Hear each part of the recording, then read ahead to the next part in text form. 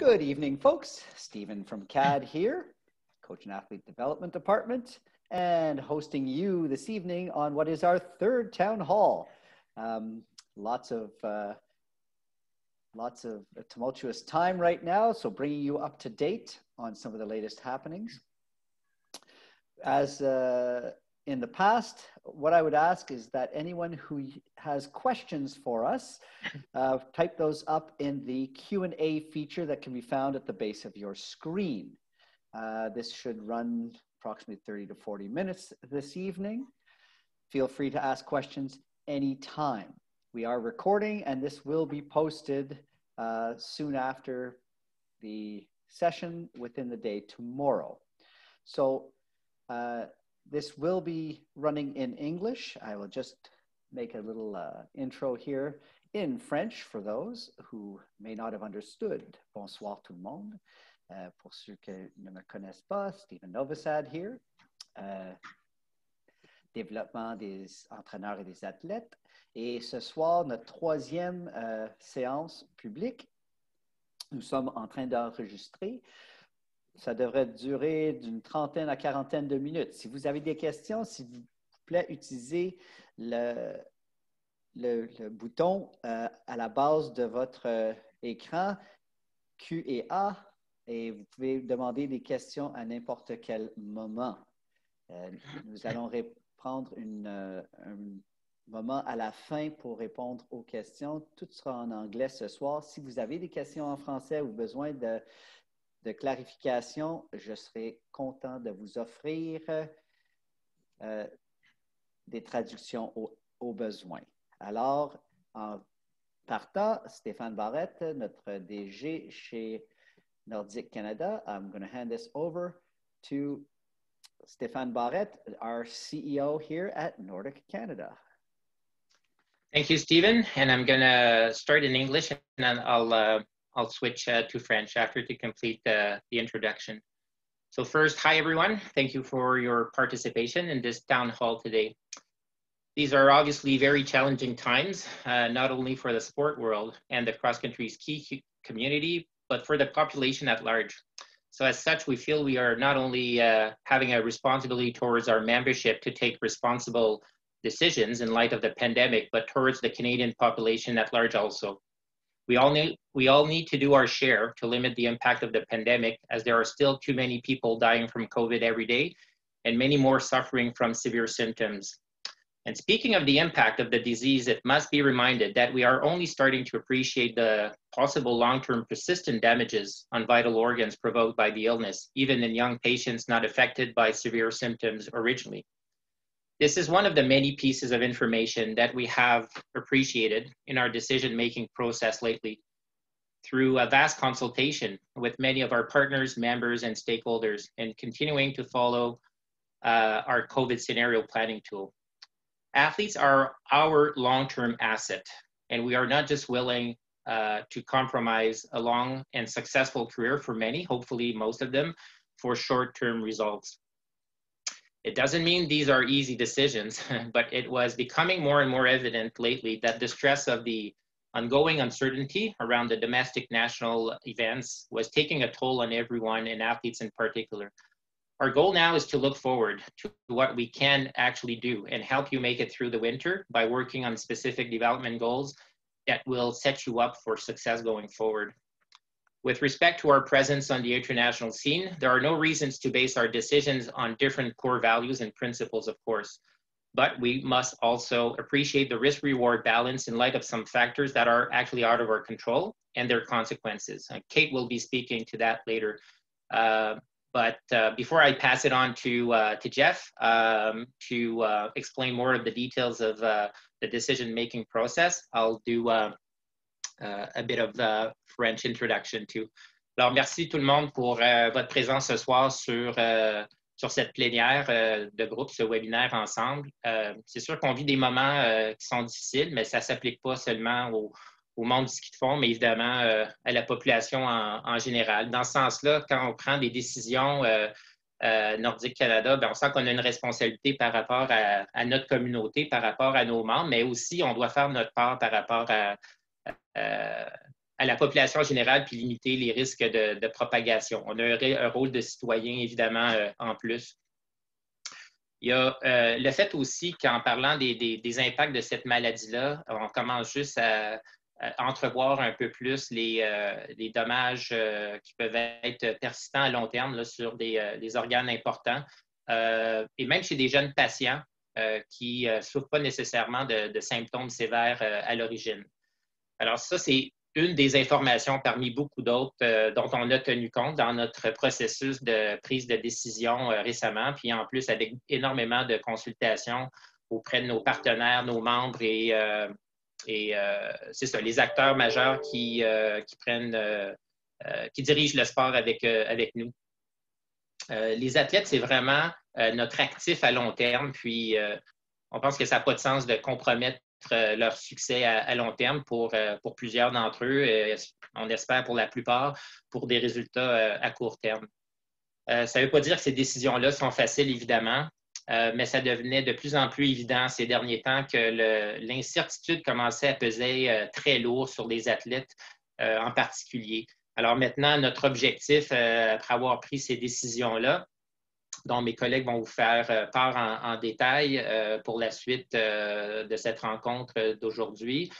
Nos objectifs, donc, c'est de regarder ce qu'on peut faire pour vous aider à passer à travers cet hiver, puis pour que les athlètes puissent continuer à travailler sur leur forme, leur performance à long terme en ayant un petit peu le luxe, dans le fond, de travailler sur des points de développement qui n'auraient pas pu sur lesquels il n'aurait pas pu se concentrer autrement. Pour terminer, par rapport l'impact de notre présence sur le circuit international, c'est sûr qu'il n'y a pas de raison qu'on prenne des décisions basées sur des valeurs et des principes différents, mais en même temps, il y a des facteurs hors de notre contrôle qu'on doit apprécier, qui peuvent avoir des conséquences aussi sur notre équipe nationale et les coureurs qu'on peut envoyer sur le circuit international. Donc, ça devient un exercice là, de peser les risques par rapport aux gains qu'on peut faire, mais sans compromettre les fondements de la santé et de la sécurité des athlètes. So thank you again for your presence. And on these final words, I will pass it on to Jeff to explain more in detail, the decision-making process around domestic racing. Thank you. Hello, greetings everyone. Hope everybody's staying healthy. Yeah, just to walk through a little bit how we made our decisions on events. Obviously, everybody's aware that back in the summer, we removed the NORAM series as we normally are used to seeing it, with the goal of not having teams and clubs and coaches and everybody flying across the country chasing races. We wanted to limit travel. And so we moved to, in this sense, a regional series with these FIS Cups. And then we kept that NORAM sort of title for trials and nationals. And for education purposes, a NORAM is the same thing as a Continental Cup, which is the same thing as an OPA Cup, which is the same thing as a Scandinavian Cup. Those races, when they are tagged as a Continental Cup, that gives us the ability to have a Continental Cup leader who then gets automatic start rates on the World Cup. So we wanted to try and keep those on the calendar and then have these FIS Cups in the East and the West so that people could, as best as possible, stay close to home. We knew that once we lost the national, which I'll call that as the NORAM series, that we would maybe then go to the regional series, which we did quite early. Then we would be at risk if we had further restrictions that we end up at a provincial level and then below that at a local level. And we started to see over the last few weeks that we were tipping into the point where our regional FIS Cups, well, one, we had 4 of them that either were decided they couldn't happen because of restrictions. So it was a government decision, not ours. But we had already lost 4 of 8 before we even got skis on snow with bibs on. So we started to see the writing on the wall that the regional FIS Cup was probably going to need to be called. No doubt the outbreak in Canmore from a traveling team brought that even more, or made that even more apparent. that I think we can all agree we can host safe events. Our sport somewhat naturally socially distances itself by equipment. Get inside that 2 meters and you're likely to trip yourself or the athlete around you. We are used to coming and going from a start or finish area in certain directions. So there were certain things that favored us, but what we really realized is we couldn't control what happens outside of the stadium or off the race course. And if we were going to be sending the messaging of stay home, stay safe, stay local, leaving FIS races on the calendar was going to be too much it was going to be a mixed message. And as we saw these restrictions come in BC in the last couple of weeks, which was somewhat of a little bit of a safe spot for some events, and then in Alberta where the restrictions have come in quite heavily and events aren't actually possible. And that was our final really safe spot for events. It was decided in conversations with some of our committees and each organizing committee that it was time to make a decision and pull the FIS Cup series. So one of the things that helped with that was that FIS decided to backdate its calculation period. And if there's any confusion with how that works, I'll say it as best I can. If you have a FIS license and you don't compete for a 365-day period, you will lose any FIS points you'd accumulated. And your FIS ranking is based off your average of your best 5 results in that 365-day period. So what FIS did, knowing that the Southern Hemisphere didn't have a season this year, so they didn't get an opportunity to compete. And then it looked like that parts of the world would also, in the Northern Hemisphere this winter, struggle to have competitions. There was a risk that athletes from last March, or maybe they haven't raced since January, would be outside that 365-day window and would lose their points. Obviously, injury, pregnancy, military service, you can get an exemption for that and you can have your points frozen. But so what they did is they said, okay, instead of a 365-day period, we're going to backdate it to May 13th of 2019. And when they did that, that gave us a little bit of flexibility to say, okay, we don't have to force and put people at risk having these FIS races. That people, if they don't get an opportunity to achieve FIS points this season, they will maintain the points they ended the season with last year. They're not at risk of losing them. Because FIS will calculate back to May 13th all the way through the 5th or 6th list, whatever it is that comes out in March of this season. So everybody's safe. So knowing that, and then just seeing the restrictions that were coming in, we made the decision to pull the FIS Cups trials. We were actually never really in the clear in BC to host. In phase 3 of the BC health restrictions, or the reopening phase, or whatever you want to call it, was still interprovincial competition should not occur. That was still written in, despite how successful BC had been at keeping their numbers down through the spring into summer. We are optimistic that on the trend that BC was on, we could actually, that restriction would be relaxed and trials would be possible. But obviously, as numbers have gone up everywhere, it was clear that that wasn't going to be removed. And so we made a 6-week drop dead date with trials. And we made that back in September with the thought that maybe Canmore could be a backup site because Alberta was being a bit more relaxed with its restrictions. So on November 26th, that was the 6-week mark.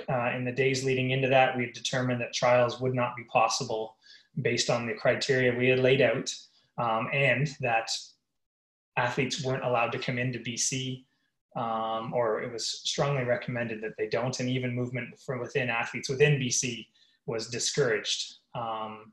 That we'd also seen the bubble burst in the Maritimes, that Manitoba and Saskatchewan were under restriction. The Yukon was no longer in a bubble in BC and would require quarantine if teams came down and then went back after trials.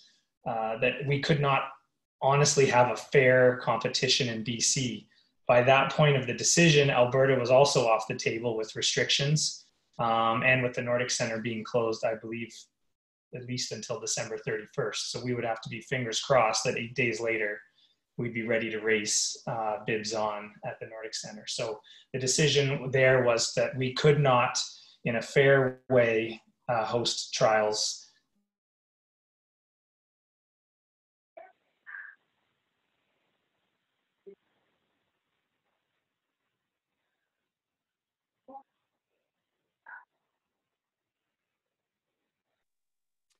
Jeff, can you check your microphone? We don't have you right now. Okay, how about now? Now you're back, yes. I don't know where I went. Okay, where did I cut out? We were talking about trials. About okay, basically anyways, trials, it was determined we couldn't find a backup site. It wasn't possible under the restrictions in BC to host in Whistler, even with people from the Vancouver area not being recommended to come up to Whistler to ski. So obviously we couldn't be hosting an event where we were inviting people in from across the country, but also knowing that that would result in a number of athletes having to go home and then quarantine for 14 days. So trials was decided at the 6-week mark, as we said it would be, and it was decided that we couldn't do a backup site with Canmore off the table. So then we get to nationals. Obviously that's the farthest off on our calendar.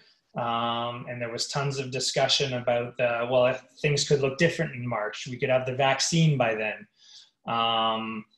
That'll be 2 nationals in a row. Somebody that was in their final 2 years of being junior misses out on that opportunity. We heard all of that, and they're all valid points. And the reality is, to quote a very wise colleague of mine, there's nothing fair about this season. And ultimately, the safety of the athlete is most important. And to what Stefan said, some short-term stuff is going to have to be sacrificed for the long-term health of our athletes and ourselves within the sport. For a bit of an education when hosting an event, for anybody that hasn't hosted one before, key piece to an event not losing money is the number of registrations. And knowing what the number is to break even to host an event as large as nationals, we could not see even at this point that it would be possible to have the restrictions removed so far that we could have enough people come from equally around the country to have a true national championships. And so ultimately the decision, or previously the decision was we would do an 8-week drop dead date in the conversation with the crew, the hosting group that would be putting on the event at Nakratuck. When they took it on short notice for us was that we would make a decision 8 weeks out, which was roughly when they would begin to spend money to host the event, whether that's snowmaking or facility rentals, etc. But we had the conversation 2 weeks ago where 8 weeks out would be the middle of January. What's going to be different from now in the middle of January? Are we going to have a vaccine by then? Maybe. Is it going to reach this part of the community or this part of Canada? Not a chance. And we know now since that they're thinking maybe 3 million people by March will be vaccinated, and that doesn't dip into the very healthy and younger ski community. So we decided ultimately that the decision could be made now. It would save a lot of work on behalf of the organizers getting ready, even if they're maybe not spending a lot of money yet, they are still preparing. And where will we really know more or be different 1 month from now? We're coming out of Christmas when everybody maybe went home and gathered a little bit in larger groups. Are we going to have a third wave of the virus? So ultimately it was a hard decision, but it was made that nationals could not go ahead for this season, or should not go ahead for this season. And please understand that everybody recognizes what that does to athletes that didn't get to go to nationals for 2 years in a row, especially those that are tipping into different age categories. So that's where we're at with events. I'm bummed. I really wanted to see how this Fist Cup thing would go, and hopefully we can have discussions this winter about what next season can look like. I can announce that nationals will be going to Whistler in 2022. I think everybody knows that Whistler will be hosting the World Junior Champion and U23 Championships in 2023.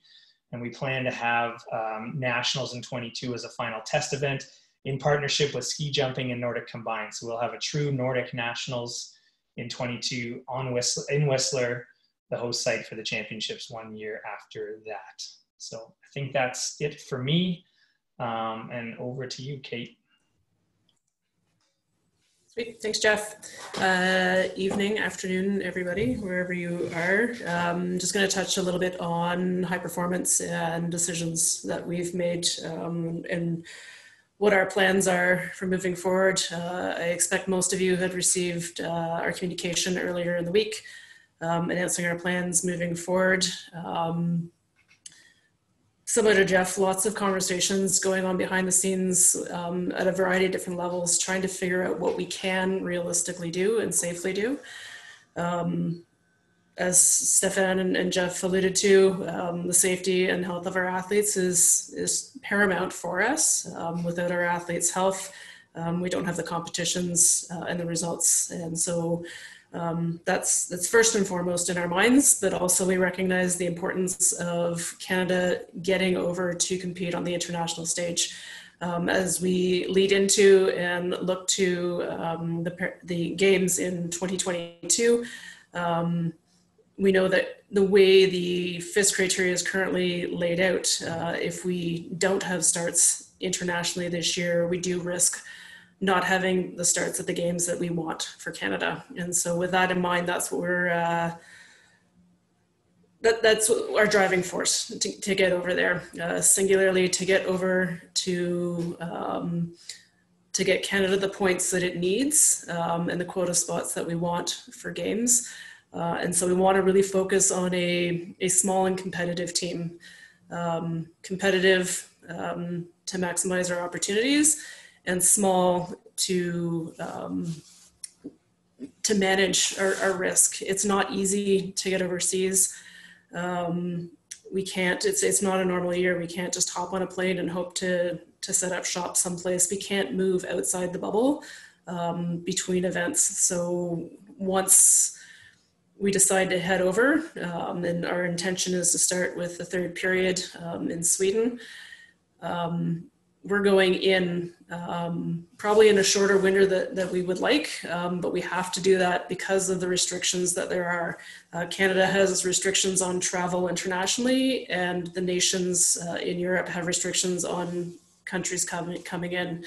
So we need letters of permission and invitation to get into those countries, and they often don't allow for anything more than what FIS has arranged.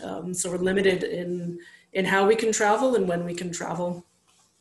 So those are playing into our logistics. I've had great conversations with some of the Canadian teams that were able to get over in the fall for some camps and some early competitions and who have returned home. So freestyle and alpine and stuff. And some of them have had their competitions impacted as well. So getting some good intel on how things are running overseas, and we'll be working within the high performance group to develop our protocols. We'll certainly be looking at a pretty tight bubble and some pretty tight protocols to keep our teams safe, which will mean we'll be doing things differently than we normally do. So we're going to do everything that we can to get over there. It's just going to be a whole lot different. We're in the midst of looking at criteria right now, meeting with the high performance committee to figure out how we select and name those athletes that do go over to Europe for us. Without the competitions, without the trial events, of course, it adds some extra layers to figure that out. And I think, probably weighing on people's minds is, well, how do we get selected for like national team next year, and what about athlete assistants and stuff like that? And those are also conversations that we're having with our funders and with our supporters like Sport Canada, Own the Podium, Canadian Olympic Committee, just figuring out what is realistic and what the wiggle room is. And I think we've seen with some of our summer sports that there is room for some adaptations in how things have normally been done in previous years, because we're in a unique situation and things are not normal. Yeah, it's kind of to Jeff's point, things are constantly evolving. We're adapting and we're having lots of big conversations in the background. And I recognize that we can be better at sharing the information out. So promise to figure out that method of how do we keep you guys informed some of those pieces and some of the things that we're working on moving forward. But for now, our focus is now shifting to how can we get to Europe? Can we get to Europe, and what does that look and feel like? And then who's the team that will be going over there to represent Canada and secure us the spots that we want, so that we can proudly represent Canada on the Olympic trails in 2022. So Stephen, I think it's over to you now. Thanks, Kate. All right, so I will speak briefly to three particular issues right now. One, in terms of the coaching and athlete development, where the motivation with a loss of events like nationals and trials, and what we're seeing more and more through the divisions is we're seeing events canceled within like Pan Division Cups. So these are going to pose an ongoing challenge for us through this season, motivation and the reasons to progress, objectives. Another element is coaching development that has become an important part of our top end coaching, and opportunities to continue to have our top coaches gaining experience through the season, and as well as the whole educational piece for coaches and athletes to stay connected and part of the ongoing evolution of our culture and our sport. We are in the process right now of developing some tools that we will roll out the divisions between the mid-December and the end and beginning of January. There are a number of tools to address youth programming, as well as reaching into the competitive. So we're talking U15 and up, trying to create a level of connectivity throughout the country that we can continue to be part of something bigger than just our own personal everyday training. We will roll these out, as I said, starting by mid-month and then leading that into January and then throughout the season. For continued coach engagement and development, as well as for athletes, we'll be rolling out a series of webinars starting in the new year, addressing the new plans or the new standards and sort of what we hope to achieve in terms of our expectations and helping push our performance standards within the country, closing gaps and utilizing these opportunity to put in some time that's not necessarily racing focused, but leading up to creating our best performance in the future. This is in coordination with our Domestic Development Committee. And so we have representation from across the country, and we'll be trying to best assess the best practices that are being proposed right now, and to make links between all of the different divisions, regardless of where you are, and the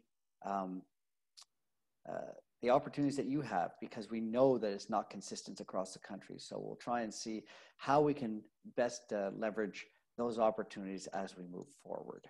So I'll pass it on. There's some questions I saw came up in the Q&A box. Chris, if you want to take over for those questions.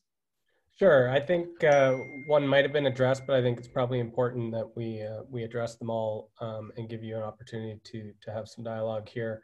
The first one was specifically around the barriers that Nordiq Canada has with limiting the number of athletes of 5 of each gender heading over to Europe in a year where opportunities are so limited. Why are we not filling 4 distance starts with distance athletes and 4 sprint athletes in sprint races?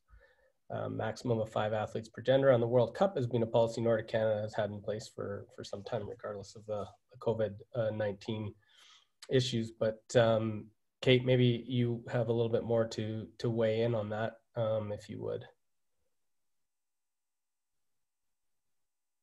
Yeah, and Jeff may be able to speak as well from a FIS perspective. For us this year, it's minimizing our COVID risk first and foremost. If we have a small team, we're keeping things small.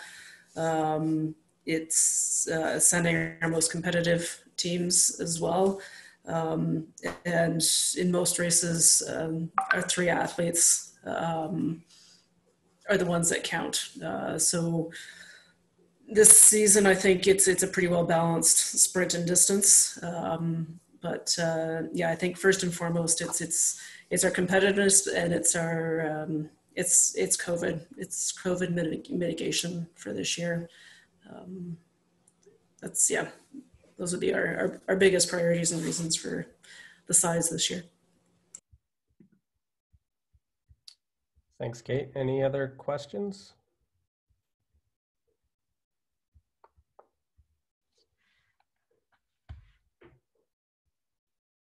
I don't know who's signed in as me, but I did not pose that question on the on the chat. All good. Any other questions? Going once? Going twice? All right. Well, thank you, everyone. We will continue to communicate regularly, keep the community fully informed as we go through this step by step. As Stefan opened up in the beginning, it is changing rapidly and changing daily, and we're doing our best as a team to stay on top of things. So we will continue to keep you informed as we go along, and we appreciate everyone's time here today. And we will be in touch here closer to the holidays. Looks like a couple late questions are coming in. One on the chat, and looks like Q&A just went up. Okay, sorry. Will there be any results or discretionary selection criteria for selecting athletes for World Cup starts this season as opposed to just points? Kate. Yeah, I'm feeling pretty popular. Right now that question's before the high performance committee. We should be able to put that out there. We're trying to keep it as fair as possible and as transparent as well. Likely more on the objective end of criteria as opposed to subjective.